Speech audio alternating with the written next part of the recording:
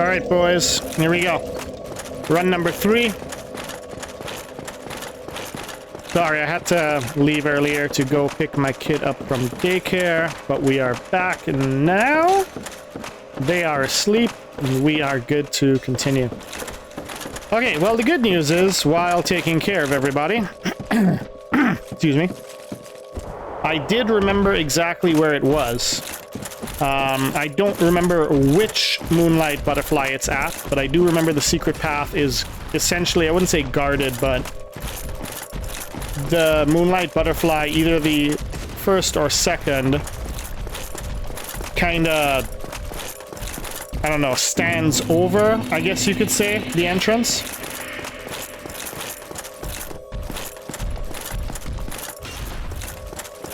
So I did run down here once,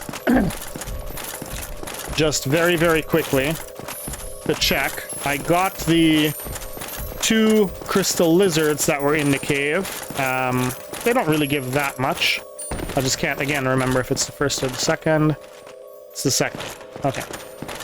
We gotta get to the second moonlight butterfly. So we're gonna do this run, this lovely, lovely run again. There we go. Okay, and then this is the moonlight butterfly that we are looking for. We are going to go just off its left, where you see the flakes falling, and drop down. And then directly behind you is a crystal cave. Oh, darn it, I really did miss one. I could have sworn there were 2 when I did it the first time. And then I thought my mind was just playing tricks on me. No, it was just the one. But no, there were 2. I was right, so the second one did get away from me. You little sneaky bastard. Alright, there you go. So yeah, you get some good chunks from these guys. Now, this is the hard part. This part is exceedingly annoying.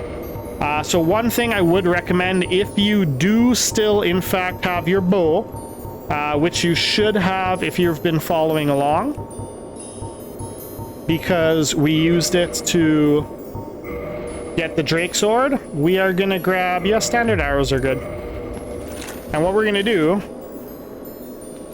is we're going to use it to essentially shoot to see exactly where the path goes. I know, this is technically...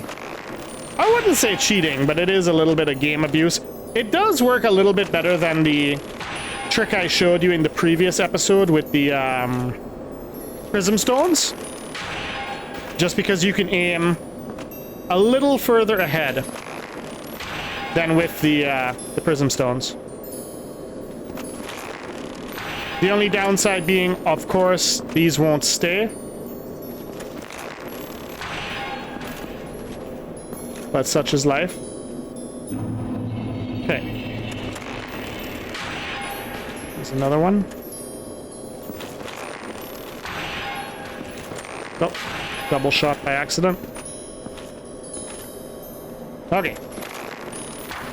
Yeah, this is where things are going to start getting interesting. This is why it's good to have quite a few arrows for this part. Okay. Because you can essentially see exactly how wide the path... Apparently not! Apparently not, apparently not, apparently not. Ah, even with the tricks, this part is a pain in the butt, I swear. Okay, you know what? Just to make this faster, because we really don't need the armor right now, it's gonna make the run back 10 times faster. The good news is we have enough arrows. The bad news is I do not recall if the arrows stay. I know the prism stones do. I do not recall if the arrows do. So we may have to do that again.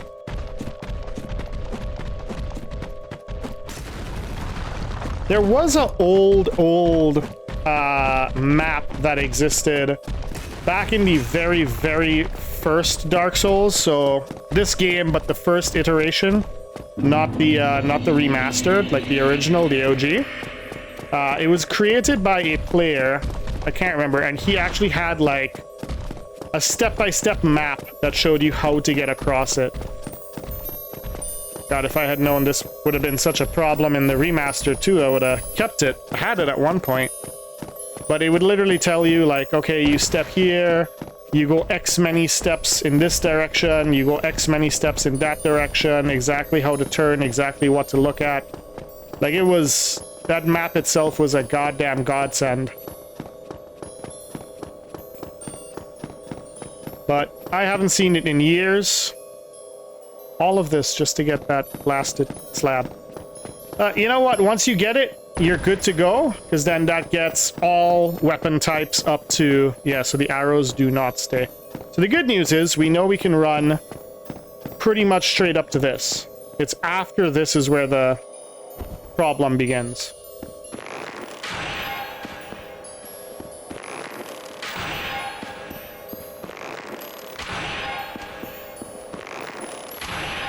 Not taking any chances this time. So we know we're good to get up to this. Okay, so here's where we keep falling.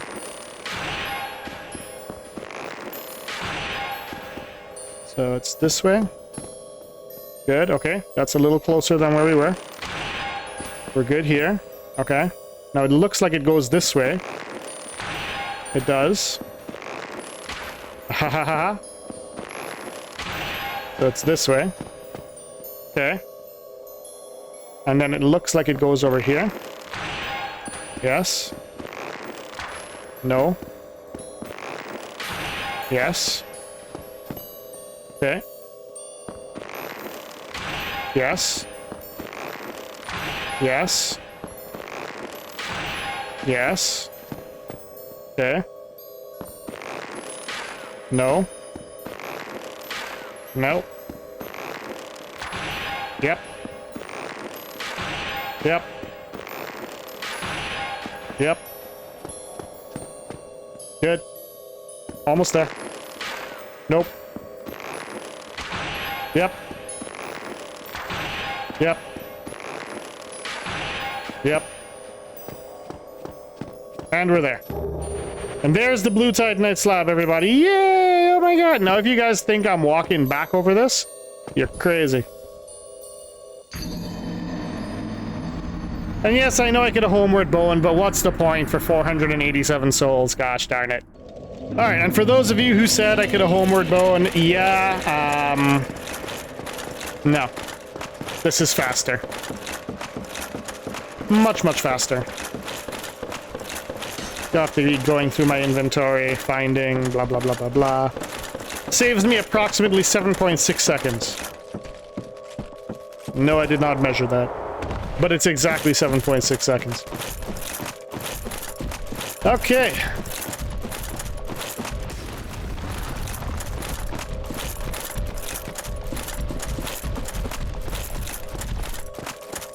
This area in its entirety is the one and only reason why I never ever in my life attempted a speedrun of this game. Entirely just because of the area. Not even the boss. The boss is super easy. It's just this blasted area.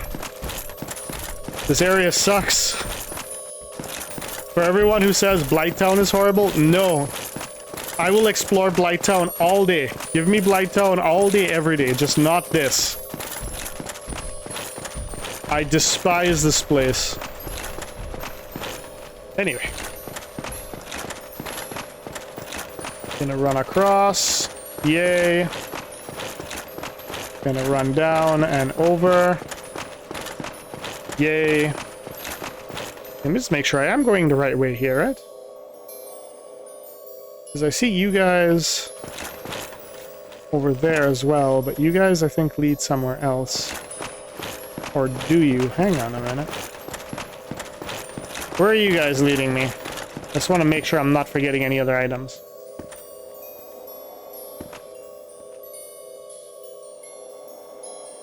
You're a dead end. Whenever in doubt, just look at where the snowflakes or crystal flakes or whatever the hell they are fall. It is a very good indication of if you're going the right way. From here, it should, if I remember correctly, just be a straight shot across to this sign. Yes, good. Okay, we are pretty much here. We're gonna grab this item over here. Pretty good soul item, not gonna lie. Okay, and then that should be it for the invisible BS. Now we got a couple clam creatures we got to deal with. You guys would be familiar with these creatures from when we went down to get the dragon greatsword.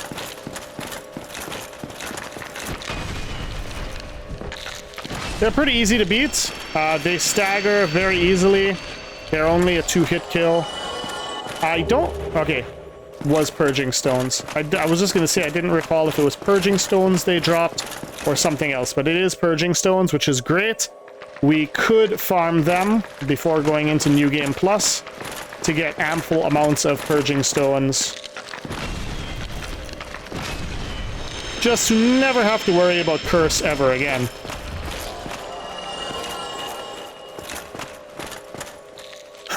My strong advice with these is, as always, get one to break off, follow you, kill it, repeat. Not worth fighting them all at once. They don't deal much damage, and their moveset is very, very, very slow. But still, like every other enemy in the game, if you get cornered, it could be a problem. Looks like we're only going to get the one purging stone. So what? He's what it is. No, sir. Down, sir.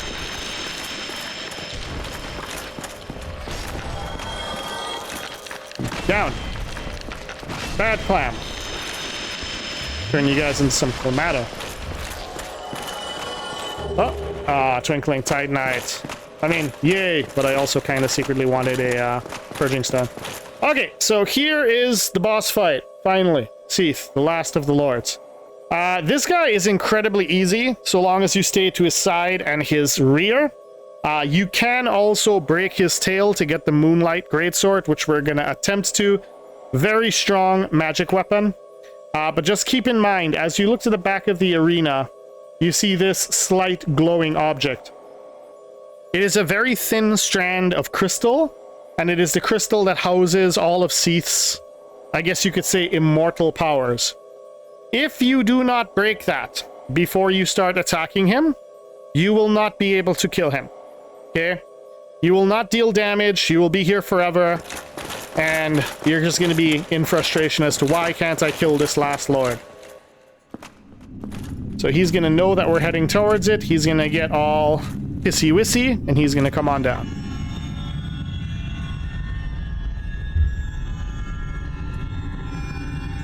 Again, however, keep in mind, you must destroy it before you fight him.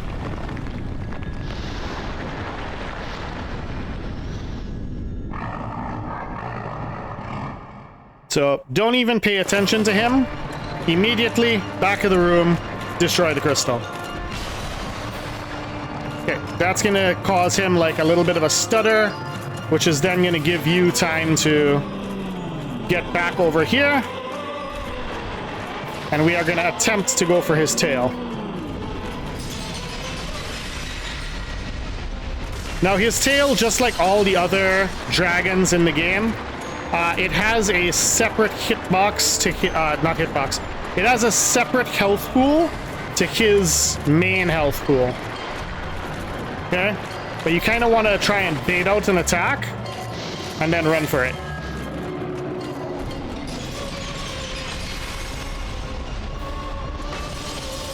Also, he has a tail slam, so be mindful of that. It does do a significant amount of damage too. Especially considering we have the stone armor, like... Just keep in mind... Ooh, if we didn't have the stone armor. I didn't think that breath attack would reach all the way over here. Sith, brother, you gotta invest in some Listerine, my man. That breath stink! I'm smelling it all the way over here, brother. Come on, do an attack. There you go. Ah, man, he just refuses to do an attack. He knows we're going for that Moonlight Greatsword. There we go. Nope, still just turning. I don't even know what attack he probably has queued up. By the way, when he's doing this stupid turning, he does have an attack queued. It's just he's not doing it.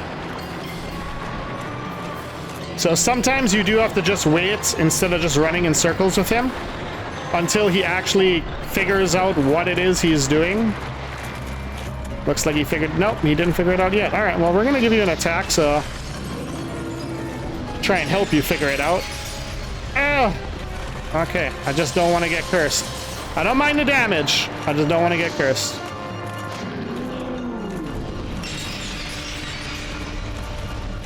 Maybe get a hit off. Ah, no, we missed.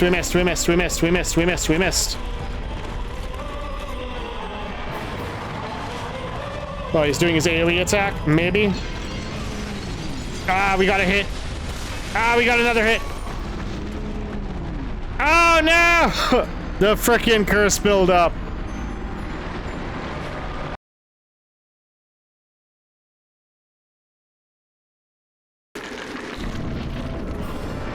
Just note to self, it is 10 times easier to do this the very first time you enter the arena, because then you obviously don't have to dodge his attacks to get back to his lovely little crystal back here. In addition, do remember if you are doing subsequent attempts that you do have to go to the back and break the crystal. Otherwise, you cannot actually hurt Seath. But as I said, now we've got the easy part of the fight, because now all I'm going to have to do is, apart from attempting not to get cursed, is just literally beat him down. And obviously watch out for this attack, as that attack does do a 360 with full curse. You gotta love it, right?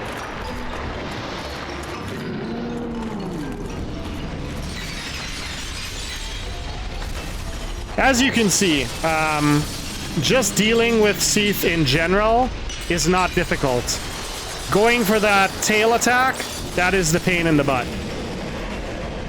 And there you go. He literally hit us once, and we are good to go. And now we have the last Lord Soul. So yeah, sorry about that, guys. I know you guys. I really did want to show you guys the actual Moonlight Greatsword, but it just got a little too frustrating waiting for the RNG to take him out with. So at the end of the day, I kept my promise. However, I showed you where it is. I explained how to get it. If you guys want to, please go for it. All right, now we did collect some lovely soul items while we were traversing his area. They're not worth a ton, but they're worth something. So there we go. And let's see how many levels we can get here. 2. Okay. So let's get strength up to 55. That's probably as high as we need to get it, to be honest with you. Let's drop down into here and see how quickly we can get the Greatsword. Or the Ultra Greatsword, I should say, rather. The Black Knight Greatsword, which is classified as an Ultra Greatsword. Reason being, once we have it, that is our endgame weapon that we are going to be using for the DLCs. Okay, so we just offer the Lord Souls. We have all 4, so cutscene will only play once, and then the door shall open.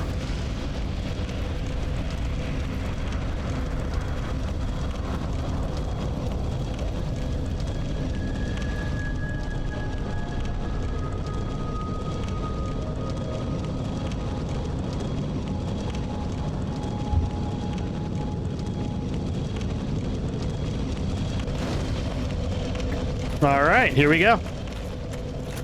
Now, if you have any humanity, I would suggest popping it. I'm gonna go straight for 11. Reason being is your liquid humanity unfortunately does not count unless you're in your human state. So we're gonna get that taken care of, which then also gives us the max of 10 for item discovery. And I do believe we also found the symbol of avarice, which will also increase our item discovery. And just for this part, so that we can actually move around, I am going to swap out for our halberd, which should give us medium roll. Yes, perfect. So now we're just going to come down here and farm these guys.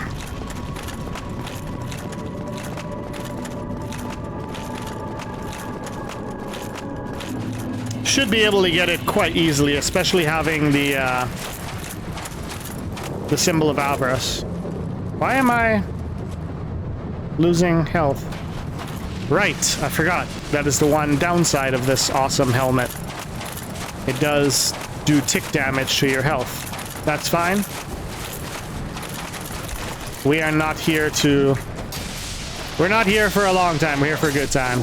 Alright, let's see. First one. Titanite chunk. Sad, sad, sad. He's also not the one we're after anyway. We're after the great sword wielder, which is fine. There's our boy. There's our boy with our weapon.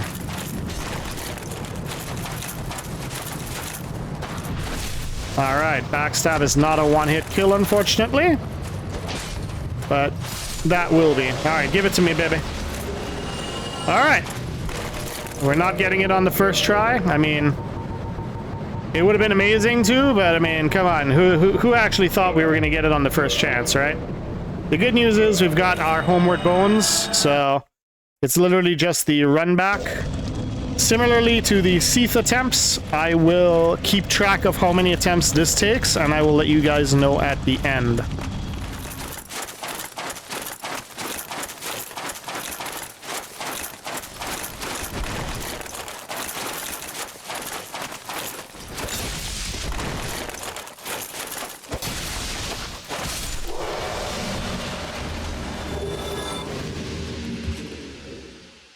Alright guys, well luckily it only took 2 attempts, and we have the Black Knight Greatsword. Yippee doodly dum. So, let's go see what upgrades we can get done for this bad boy. We should have enough Twinkling Titanite right now to probably take care of the entire thing, to be honest with you. Yeah. I was just thinking if we should go to the giant blacksmith, because he does allow us to purchase Twinkling Titanite if we are short. But to be honest with you, it doesn't really matter, because we're not going to have the souls for it right now anyway. We're going to have to go kill some more bosses, get some more discoverables. Alright, so let's see where we are here. There we go, Black Knight Greatsword. So it starts off at 220.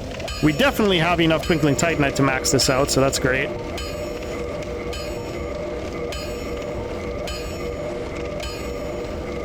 Okay.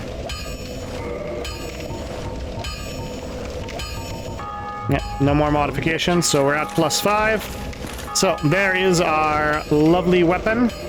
So the Black Knight's halberd deals 367. Scaling is a D in strength. And then we have our... There we go. Black Knight Greatsword +5. It deals 330, but it has a B scaling in strength. So it's going to do the 330 plus 289. So it's actually not that much less damage than our current Demon Great Axe. And as I said, I just love this weapon. This is my favorite weapon in the entire game. I prefer it even over the halberd. moveset is that of a standard greatsword. You've got your horizontal slashes for your light attacks, and then you've got a vertical uppercut for your heavy attack. But overall, I love this weapon. I love the stagger potential of this weapon, so we're going to be sticking with this for the rest of the playthrough. We are going to head over to the Chamber of the Princess. That is where we will be starting our next episode, and we will be heading into the DLCs. So we're going to be doing the Painted World first, and then we will be doing the second world, which name I cannot remember. But it's the one where we've got to go fight Magnus and save Princess Dawn. But other than that, guys, that is it for this episode. I hope you guys are enjoying the series, and as always, I will catch you in the next one.